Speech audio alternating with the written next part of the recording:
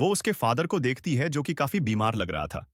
वो उससे मेडिसिन्स मांगता है तो एलिजाबेथ उसे मेडिसिन दे देती है। वो भी ठीक हो जाता है और अपनी बुक्स पढ़ना कंटिन्यू करता है। अब उस बुक में अजीब-अजीब से क्रिएचर्स बने हुए थे। एलिजाबेथ उससे इन क्रिएचर्स का पूछती है तो वो बताने से मना कर देता है। फिर उसके बाद वो अचानक से ही एलिजाबेथ पर हमला कर डालता है और उसकी उंगली से खून निकाल देता है। एलिजाबेथ उसके फादर का यह फेस देखकर भाग जाती है। अब दूसरी तरफ ऐसा का फादर उस खून को बुक कर रखता है और बुक उस खून को फौरन से अब्सॉर्ब कर लेती है। फिर सुबह उसके ऑफिस में ऐसा डरा हुआ आता है। वह कहता है कि उसके फादर ने उसे मारने का प्लान बना रखा है। वो जल्द ही उसे मार डालेंगे अगर आपने कुछ ना किया। सिर्फ आप ही मेरी मदद कर सकती हैं।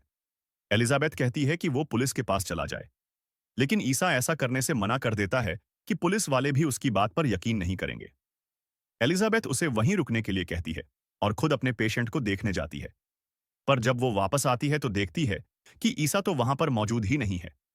फिर रात को ईसा की कॉल आती है और वह एलिजाबेथ से कहता है कि वह वहां आ जाए और जल्दी आ जाए क्योंकि उसके फादर उसे मारने लगे हैं। एलिजाबेथ काफी घबरा जाती है और जब वो वहां पर पहुंचती है तो उसके फादर वहां बेहोश पड़े होते हैं। वो देखती है कि ईसा के हाथ में चाकू यानी नाइफ है। एलिजाबेथ उसके फादर को बचाने के लिए उसे पिल्स देती है, लेकिन ईसा उसे बहुत मना करता है। वो कहता है कि आप इन्हें छोड़ दें, इनका मर जाना ही बेहतर है। लेकिन फिर भी एक साइकेट्रिस्ट और डॉक्टर होने के नाते वो उन्हें दे ही देती है। ईसा का फादर फिर से ठीक हो जाता है। अब वो ईसा के कान में कुछ पढ़ता है जिससे उसे सीजर्स होते हैं और उनकी सोल्स एक्सचेंज हो जाती है। अब ईसा की सोल उसकी फादर की बॉडी में आ जाती है, जबकि ईसा के फादर की सोल ईसा में फिर वो एलिजाबेथ के पास आता है, जो कि काफी घबराई हुई होती है।